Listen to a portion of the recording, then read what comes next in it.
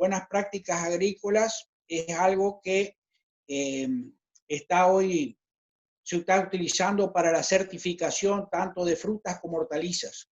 A partir del 1 de enero es obligatorio para tanto frutas, hortalizas, y por lo tanto podría ser una buena salida laboral para aquellos profesionales, digamos, que estén trabajando en el tema. Las buenas prácticas agrícolas considera 3 factores: el factor de sostenibilidad ambiental, la sostenibilidad social y la parte del rendimiento del cultivo. Para eso se basa en varios puntos, ¿no es cierto?, que vamos a ir marcando acá.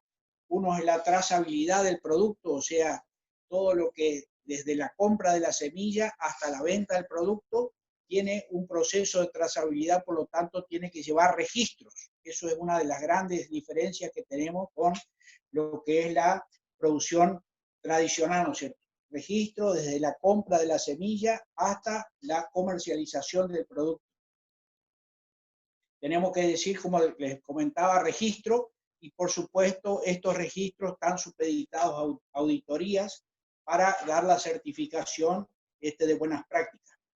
Las especies o variedades que se están utilizando, bueno, como decía, el cuidado del medio ambiente, ahora vamos a ver algunos ejemplos después.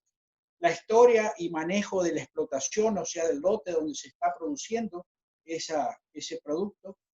La parte de residuos, reciclajes y reutilización de los envases que se están utilizando, digamos, para los controles químicos. ¿Qué se hace con el suelo y con los sustratos en el caso de lo que sea invernáculos, básicamente? Registros de la fertilización que se lleva a cabo, si es necesario el riego de la plantación, como serían las plantaciones de arroz, por ejemplo, que vimos los otros días con la gente de agronomía.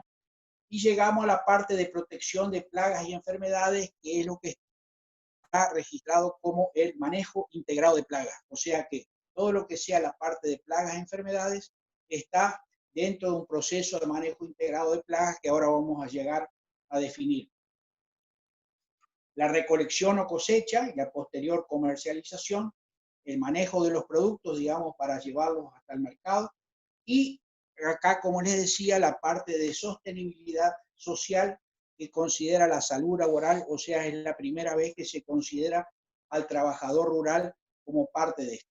Todo esto hace un proceso que se conoce como de buenas prácticas agrícolas o BPA. Volviendo a las primeras clases, se acuerda que hablamos de un patosistema. Este patosistema está formado por estos 3 puntos: el hospedero, el ambiente y el patógeno o la plaga. Esto se conoce como, todos están interrelacionados entre sí.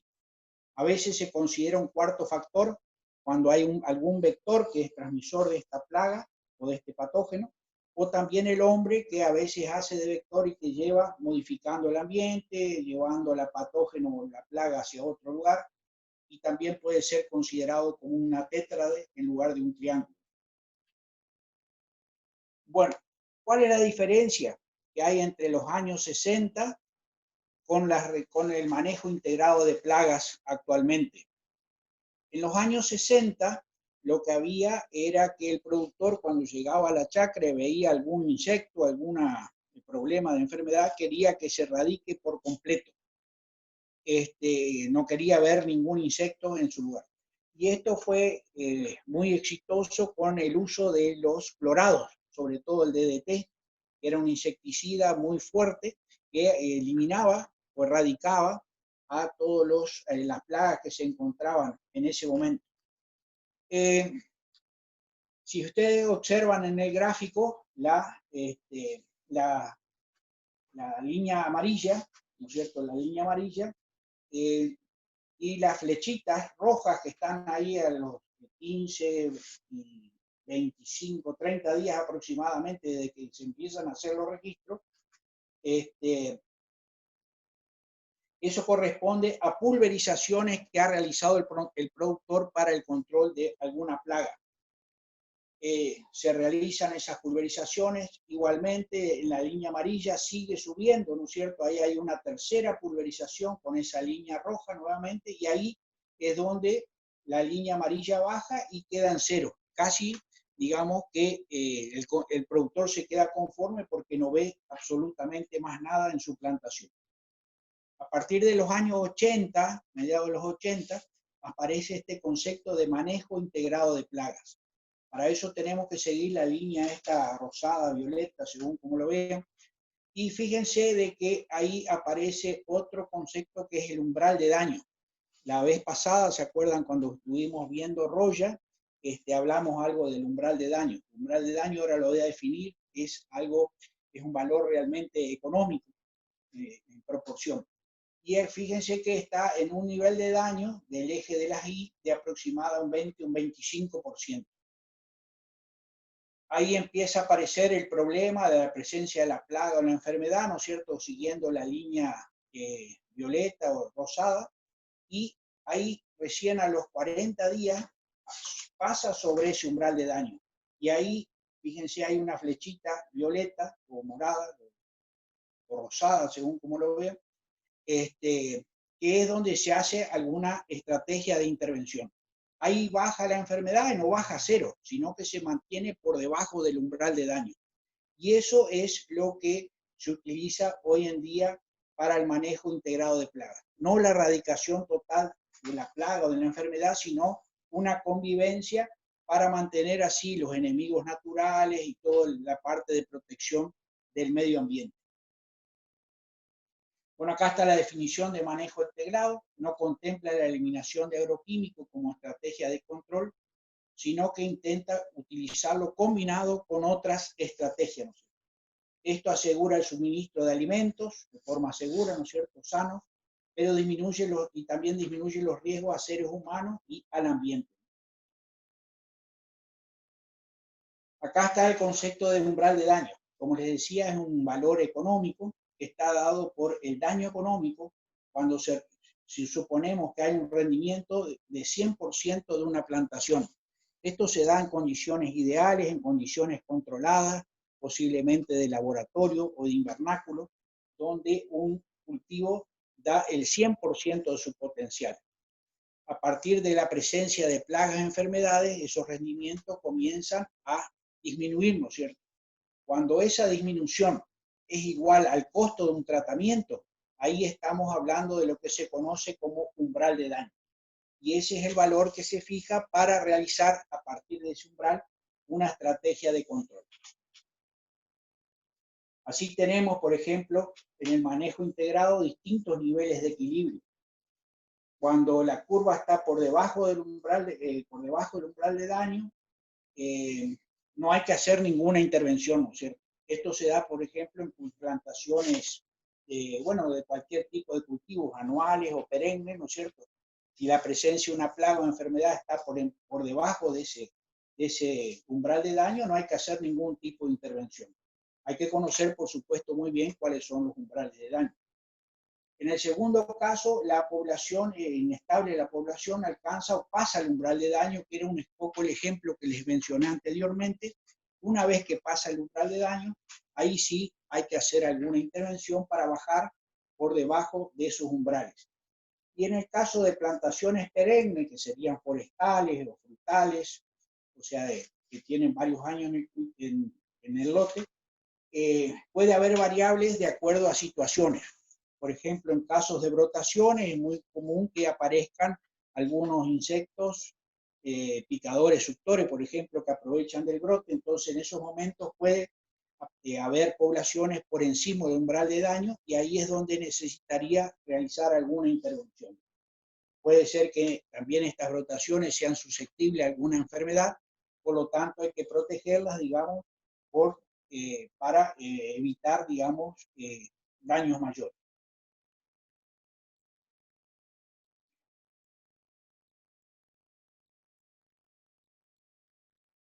Bueno, para que no se produzca la presencia de una enfermedad o de una plaga, nosotros podemos actuar sobre algunos de los puntos de este triángulo, ¿no es cierto? En este caso especial estamos eliminando la parte del patógeno o de la plaga. Entonces, puede haber un hospedero susceptible, puede haber condiciones ambientales favorables para el patógeno o la plaga, pero si el patógeno o la plaga no están o están en condiciones controladas, no se va a producir la presencia de este problema, ¿no es cierto?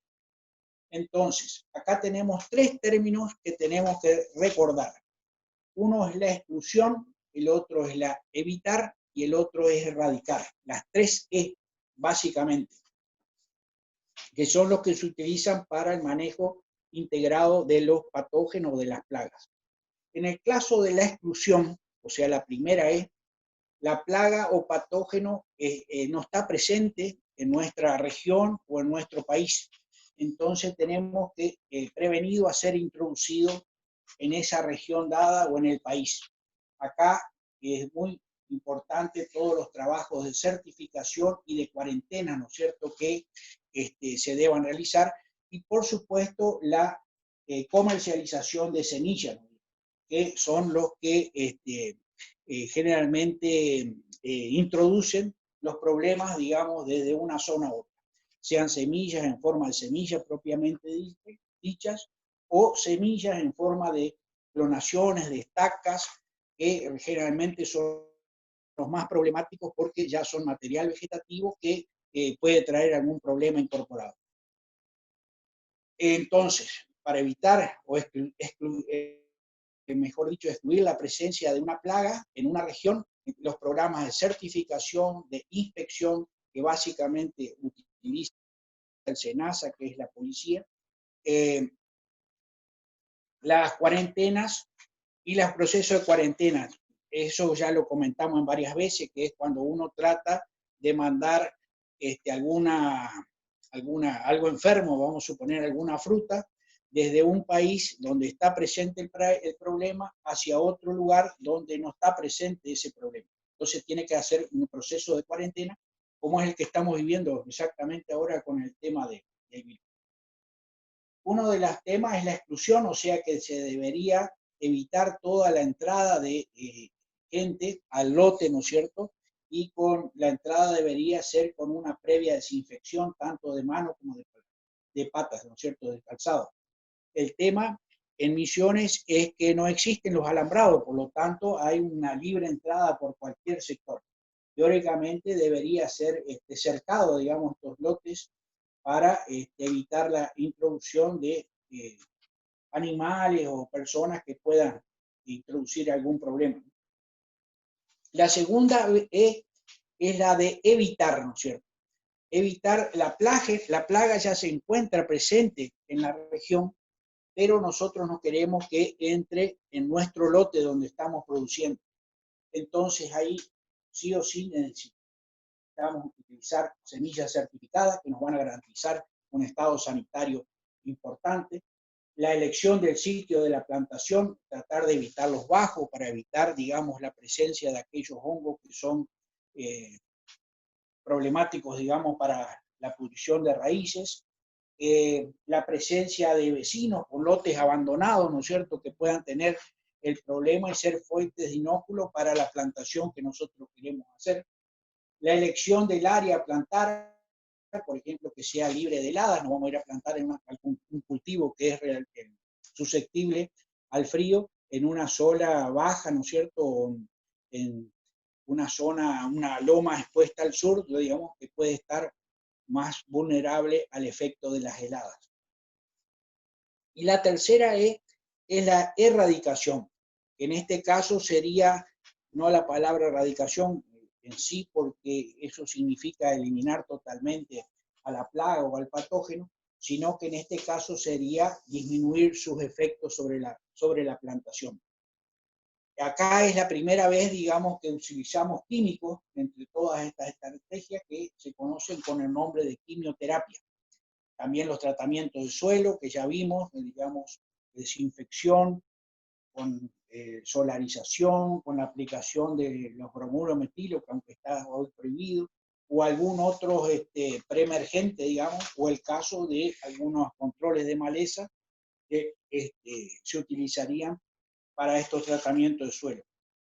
Y en el caso de que aparezca el problema, la destrucción de las plantas o de partes de ellas, digamos, para hacer una sanitación, digamos, ir eliminando todos estos problemas. En este caso, ya vamos a eliminar el hospedero, o sea, puede estar el presente el patógeno o la plaga, puede estar en las condiciones ambientales predisponentes, pero si el hospedero está protegido, lo hacemos resistente, no se debería presentar este problema de plaga o patógeno. En un caso de buenas prácticas agrícolas, estas que tienen el fondo rojo son aquellas que son consideradas obligatorias. Hasta ahora todo lo que veníamos hablando son consideraciones de tipo recomendado. Las que tienen fondo rojo son prácticas recomendadas que se deben cumplir sí o sí para que te den la certificación y que pase este proceso de buenas prácticas. Entonces, considerando el árbol o el hospedero, ¿no es cierto? Tenemos la parte de protección, modificación del medio ambiente, con las cortinas rompevientos, con cubiertas plásticas para casos de verduras, hortalizas, producción de ananá y todo ese tipo de que se puedan proteger. Modificación de la nutrición, o sea, una nutrición balanceada, digamos, para evitar un crecimiento excesivo vegetativo que haga más susceptible al hospedero. Acá aparecen las pulverizaciones preventivas. Generalmente cuando se habla de preventivas son aquellos productos de contacto que hacen la simulación de la presencia de la cutícula para proteger a las hojas, sobre todo cuando éstas están en estado de brotación. Hospederos resistentes, que es una estrategia que se está utilizando hoy mucho con el tema de los transgénicos. Pulverizaciones de control, en este caso ya está presente la plaga o la enfermedad y se utilizan algunos químicos, digamos, o agroquímicos para el control de estos insectos, ácaros o hongos o bacterias, ¿no es cierto?, según sea la circunstancia. En este caso, las pulverizaciones de control se pueden combinar aquellas de productos de contacto como aquellos de sistémicos, ¿no es cierto?, que después vamos a hablar. Otra cosa que es obligatoria, este cuadro que estamos hablando acá, que los fungicidas se deben utilizar para el control de hongos y bacterias, los insecticidas para el control de insectos, los acaricidas para el control de ácaros y arañuelas, y los herbicidas para el control de malezas. Esto parece muy básico, pero en realidad es fundamental, digamos, hay algunos productores que utilizan los insecticidas para el control de arañuelas y lo prueban para el control de hongos, otros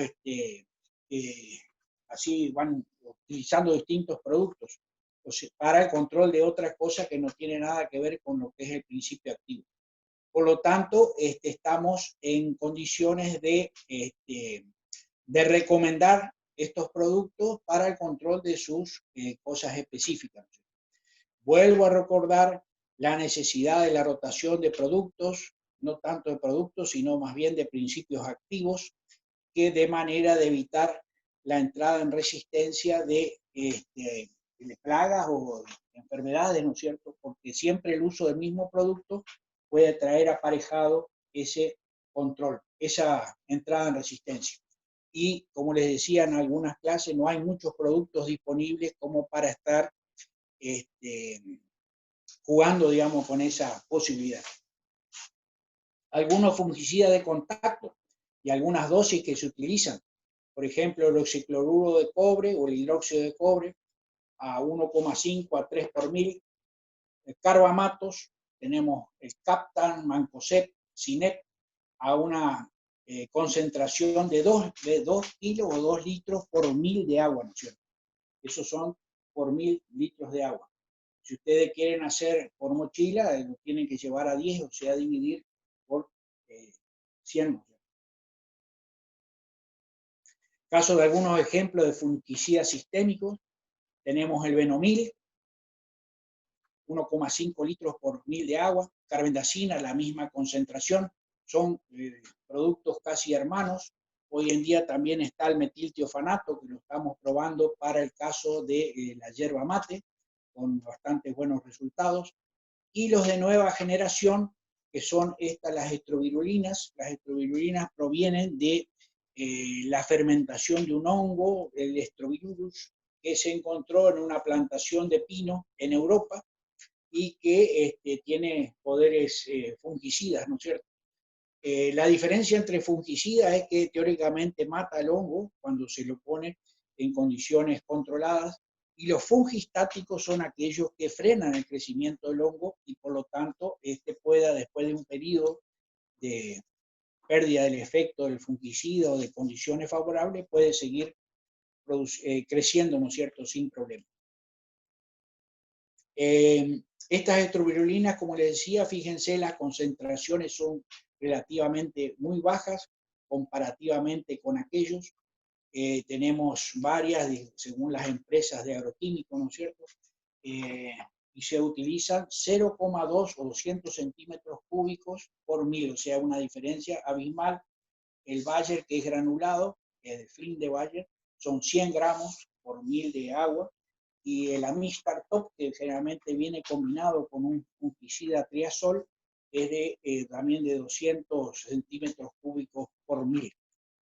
Estos son productos, como les digo, de nueva generación, y por lo tanto, debido a sus bajas dosis, son muy aceptados dentro de lo que es las buenas prácticas agrícolas.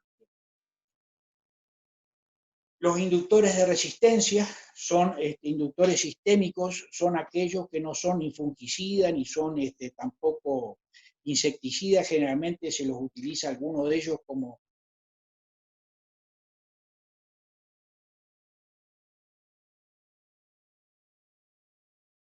que confiere resistencia al ataque de plagas o enfermedades. Por eso se los conoce como SIR.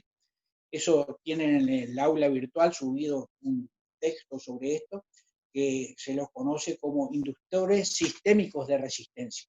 Acá tenemos varios casos, los fosfitos de potasio, de magnesio, también pueden ser de calcio, que generalmente producen mejoran, digamos, la permeabilidad de las membranas de la célula, por lo tanto evitan la entrada de patógenos. Aliet es un fungicida, pero también puede funcionar como inductor de resistencia. El ácido salicílico, que si ustedes recuerdan, esa es la cafiaspirina, o sea que también la cafiaspirina se puede utilizar para el control, o junto con otros fungicidas, para el control de problemas, sobre todo de tipo fúngico, y diversos tipos de proteínas. Esto es algo importante y es de nueva generación, y ya les digo, como no son productos de fungicida, también son aceptados dentro de lo que es el proceso de buenas prácticas. Algunos ejemplos de insecticidas: tenemos los insecticidas de contacto, que son aquellos que eliminan todo lo que digamos, que tocan. Entonces, pueden eliminar tanto enemigos perjudiciales como enemigos naturales de esas plagas. Por lo tanto, son de amplio espectro. Tenemos el malatión, que es un producto sulforado de 1 a 1,5 litros por mil de agua. El clorpirifos, que es un producto también que se utiliza para algunos de estos chupadores, digamos, que tienen picador suctor, 1,5 litros por mil.